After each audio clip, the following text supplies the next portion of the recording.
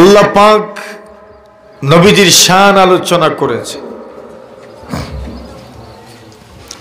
যেই সূরা আমরা তিলাওয়াত করেছি, এই সূরাতে নবী আলাইহিস সালাতু ওয়াস সালামের শান মান কিছুটা ফুটে উঠেছে।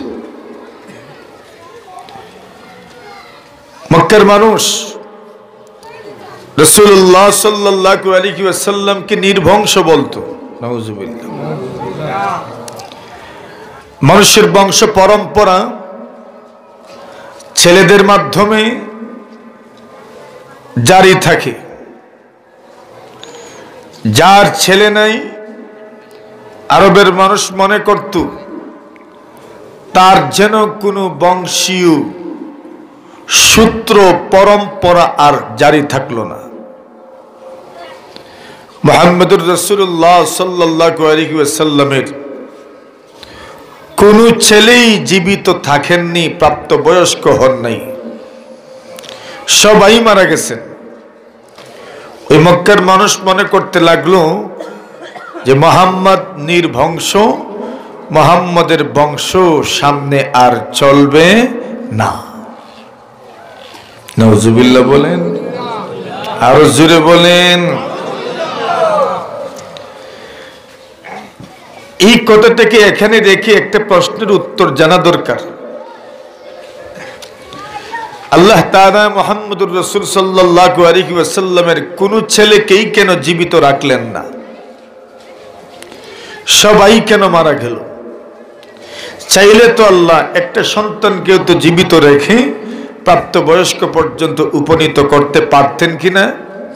সবাই মারা গেল কেন? মুফাসসিরিনে কেরামের জবাব দিয়েছেন।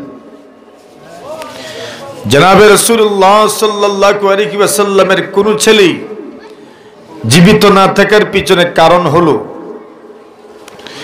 এই দুনিয়াতে যত নবী রাসূল দুনিয়াতে এসেছেন, আল্লাহ তাআলা অনেক নবীর সন্তানদেরকে নবী বানিয়েছেন। হযরত ইব্রাহিম আলাইহিস সালাতু ওয়াস সালামের সন্তান ইসমাঈল আলাইহিস সালাতু ওয়াস সালাম উনিও নবী। ওনার সন্তান ইসহাক আলাইহিস সালাতু ওয়াস সালাম উনিও নবী। ইসহাক আলাইহিস সালাতু ওয়াস সালামের সন্তান ইয়াকুব আলাইহিস সালাতু ওয়াস সালাম উনিও নবী। ইয়াকুব আলাইহিস সালাতু ওয়াস সালামের সন্তান ইউসুফ আলাইহিস সালাতু ওয়াস সালাম উনিও নবী। সুবহানাল্লাহ। হযরত জাকারিয়া আলাইহিস সালাতু ওয়াস সালামের সন্তান ইয়াহইয়া আলাইহিস সালাতু ওয়াস সালাম উনিও নবী। দাউদ আলাইহিস সালাতু ওয়াস সালামের সন্তান হযরত সুলাইমান আলাইহিস সালাতু ওয়াস সালাম ইনিও নবী। তো দেখা গেল নবীর সন্তান থাকলে ইনি নবী হন। অনেক সময় সন্তানের কারণে বাপের ইজ্জত বাড়ে। তো বাপের সন্তান যদি নবী হন তো বাপের ইজ্জত বাড়লো না কমলো? বাড়লো। এখন মুহাম্মদুর রাসূল সাল্লাল্লাহু আলাইহি ওয়াসাল্লামের কোন সন্তান থাকলে উনি যদি নবী না হতেন তাহলে মানুষ বলতো এই দিক থেকে মুহাম্মদের মর্যাদা কম। কেন? বলে মুহাম্মদের সন্তান তো নবী হইতে পারলেন না। অথচ এর আগে অনেক নবী রাসূল দুনিয়া থেকে বিদায় হয়েছেন, যাদের সন্তানরাও নবী হয়েছেন। তো মুহাম্মদের সন্তান নবী হতে পারলেন না, এটা নবীজির ইজ্জত বাড়লো না কমলো? জোরে বলেন। কমলো। তো প্রশ্ন হলো, ইজ্জত কমানোর দরকার কি? নবী বানাই দিলেই কি হইতো? মুহাম্মদুর রাসূলুল্লাহর কোন সন্তান যদি নবী হয়ে যেতেন তাহলে রাসূলুল্লাহ সাল্লাল্লাহু আলাইহি ওয়াসাল্লাম শেষ নবী, এটাকে বহাল রাখা যেত না। সুবহানাল্লাহ বলেন। তো মুহাম্মদুর রাসূলুল্লাহর বড় একটা গুণ হইল খাতামুন নবিয়্যিন, সর্বশেষ নবী।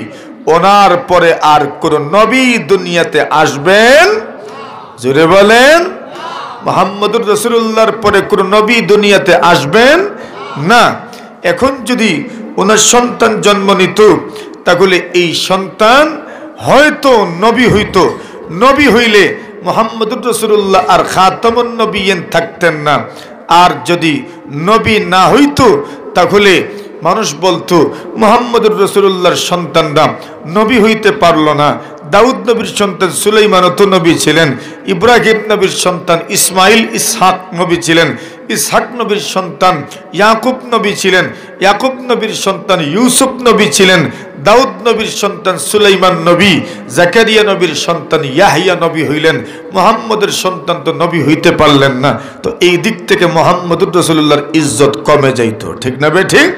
এই জন্য আল্লাহ পরবর্তীকারে আলম মুহাম্মদুর রাসূলুল্লাহর কোন ছেলে সন্তানকে প্রাপ্তবয়স্ক পর্যন্ত উপনীত করেন নাই। এর আগেই দুনিয়া থেকে নিয়ে গেছেন শুধু খতমে নবুয়তকে বহাল রাখার জন্য, ঠিক না বেঠিক? তো খতমে নবুয়ত মুহাম্মদুর রাসূলুল্লাহ খাতামুন নবিয়্যিন। এখন মক্কার মানুষেরা বলতে লাগলো মুহাম্মদ নির্বংশ, মুহাম্মদের কোনো সন্তান নেই। তারা বলা বলি করত মুহাম্মদের ব্যাপারে টেনশনের দরকার নেই, মুহাম্মদ বাস দুনিয়া থেকে চলে গেলেই শেষ, এরপরে আর কোনো মানুষ তো থাকবে না দুনিয়াতে, তার ব্যাপারে এত টেনশন করার কি দরকার? আল্লাহ পরবর্তীকারে আলম তাদের এই প্রশ্নগুলো এবং এই কটূক্তির জবাবে সূরাতুল কাউসার আল্লাহ পাক নাজিল করেছেন। আর জোরে বলেন আল্লাহ বলে ইন্না আ'তাইনাকাল কাউসার। তখন নবীজি আমি আল্লাহ আপনাকে আল কাউসার দান করেছি। তখন নবীজি আমি আল্লাহ আপনাকে হাউজে কাউসার দান করেছি। ইন্না আ'তাইনাকাল কাউসার, নিশ্চয়ই আমি আপনাকে আল কাউসার দান করেছি, নিশ্চয়ই আমি আপনাকে হাউজে কাউসার দান করেছি। এবার আমাদের জানার বিষয় এখানে যে আল্লাহ পাক বলছেন নিশ্চয়ই আমি আপনাকে কাউসার দান করেছি, আল কাউসার দান করেছি, হাউজে কাউসার দান করেছি, এখানে কাউসার অর্থ কি, কাউসার দ্বারা কি বোঝানো হয়েছে সেটা আমাদের বোঝার দরকার। কাউসারের ব্যাখ্যা কি, এই ব্যাপারে দুই হাদিস আমাদের সামনে আছে। হাদিসে দুই ধরনের ব্যাখ্যা এসেছে, এছাড়াও মুফাসসিরিনে কেরাম আরো ব্যাখ্যা উপস্থাপন করেছে। প্রথম ব্যাখ্যা হলো ইন্না আ'তাইনাকাল কাউসার, কাউসারের প্রথম নম্বর ব্যাখ্যা, ওগো রাসূল আমি আপনাকে হাউজে কাউসার দান করেছি। কি দান করেছি? হাউজ। হাউজ মানে একটা পানির প্রসবন, যেখান থেকে পানি মানুষ পান করে এক জায়গায় জমা থাকে, এখান থেকে মানুষ পানি নেয় আর ব্যবহার করে, এটাকে কি বলা হয়? হাউজ বলা হয়। যেমন আপনাদের মসজিদের মধ্যে অনেক হাউজ আছে, অনেক মসজিদে হাউজ দেখা যায়, এখানে পানি থাকে। তো কাউসারের একটা ব্যাখ্যা হলো যে আমি আপনাকে হাউজ দিব। এই ব্যাখ্যাটা হলো আল্লাহ পাক রাসূলকে হাউজ দিবেন হাসরের ময়দানে। কোন দিন? জোরে বলে, হাসরের ময়দানে।